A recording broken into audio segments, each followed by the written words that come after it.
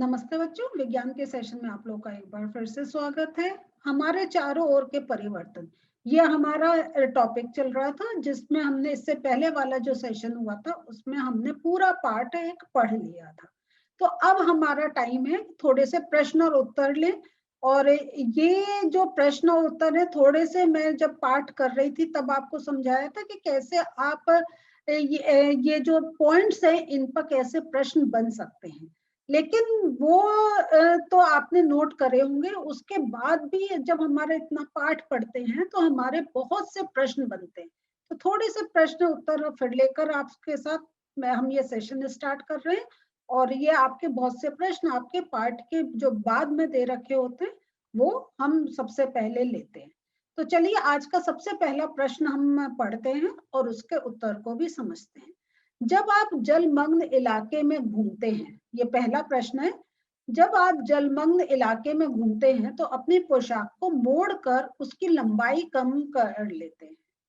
क्या इस परिवर्तन को उत्क्रमित किया जा सकता है? तो देखिए, जैसा अगर आपको याद होगा, मैं हर सेशन के बाद कहती थी कि आप अपने जो आसपास जो हो रहा है वो सब नोट करिए अपने कॉपी में और सोचिए ये उत्क्रमित हो सकता है या नहीं हो सकता है, हाँ या ना उसका लिखिए। उसका कारण यही था कि आपके सामने कोई भी उदाहरण रख सकते हैं और पूछ सकते हैं ये उत्क्रमित हो सकता है या नहीं। तो ये जरूरी नहीं है कि वो पाठ में ही पढ़ा हुआ हो, जनरल भी हो सकता है। जैसे ये कि देखिए कितना एक सिंपल है कि आपने अगर अपने हाथ से कोई पोशाक को मोड़ा है तो वो क्रिया उत्क्रमित हो सकती है। कितना एक सिंपल है।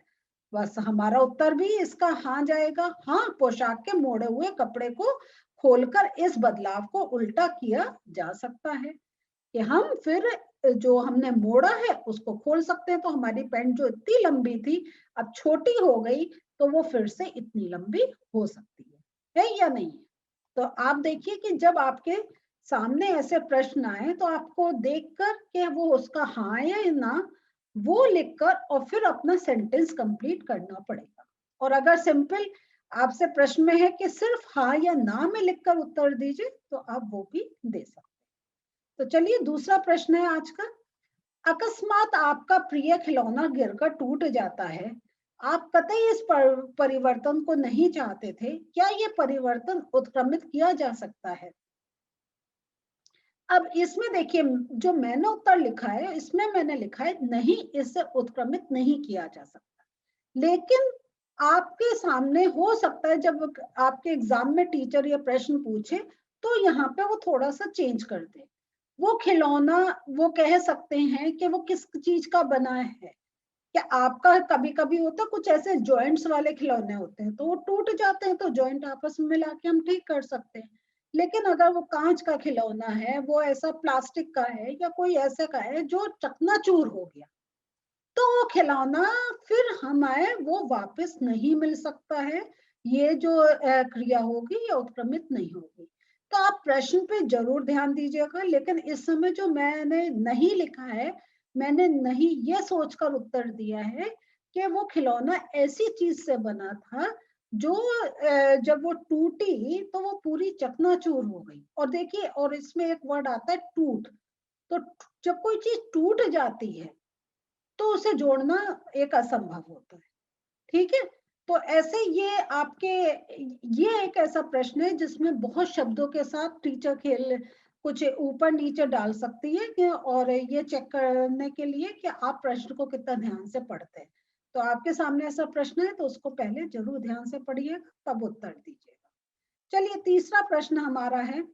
नीचे दी गई सारणी में कुछ परिवर्तन दिए गए हैं।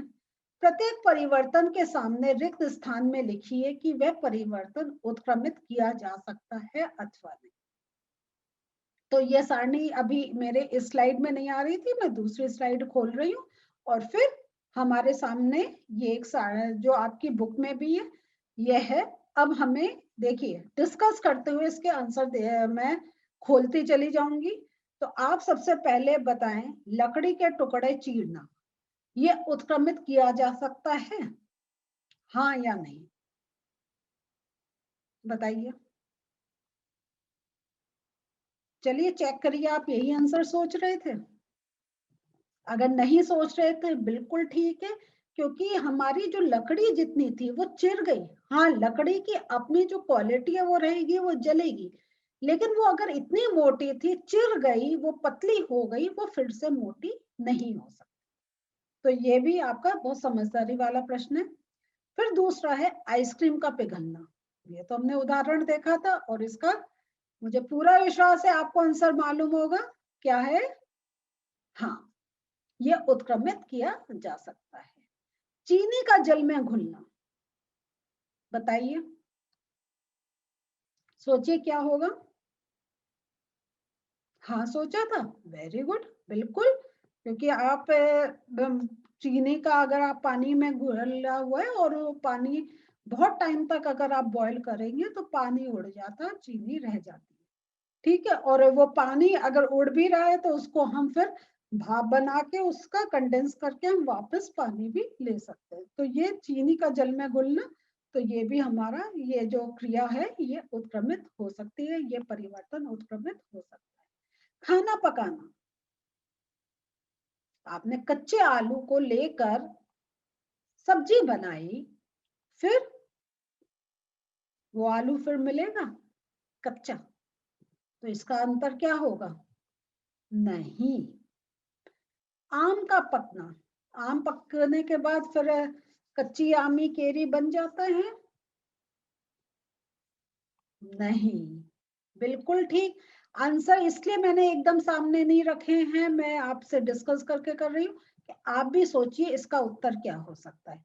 दूध का दही में जमना, ये तो अभी इससे पहले जो हमारा सेशन हुआ था उसमें हमने बात करी थी, तो इसका भी उत्तर होगा नहीं। ठीक है, चलिए आगे चलते हैं। हमारा आज का जो अगला प्रश्न है वो है, चित्रकारी करने पर ड्राइंग शीट में परिवर्तन हो जाता है, क्या आप परिवर्तन को उत्क्रमित कर सकते हैं? अब देखिए, जैसा मैंने आपसे कहा था, जब हमने खिलौने की बात वो प्रश्न करा था खिलौने की, तब मैंने कहा था कि प्रश्न को बहुत ध्यान से पढ़ने का एक जरूरत होती है।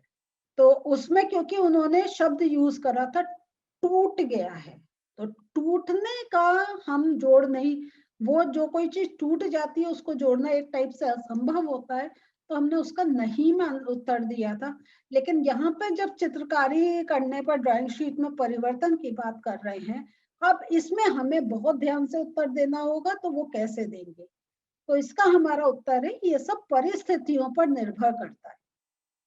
अगर ड्राइंग को मिटाकर हम परिवर्तन को पूर्ववत कर सकते हैं, उदाहरण के लिए यदि हम चित्रकारी पेंसिल की मदद से कर रहे हैं, तो हम रबर का प्रयोग करके उसको मिटा सकते हैं, और हमें जो ड्राइंग शीट है वो हमें पहले जैसी मिल जाएगी।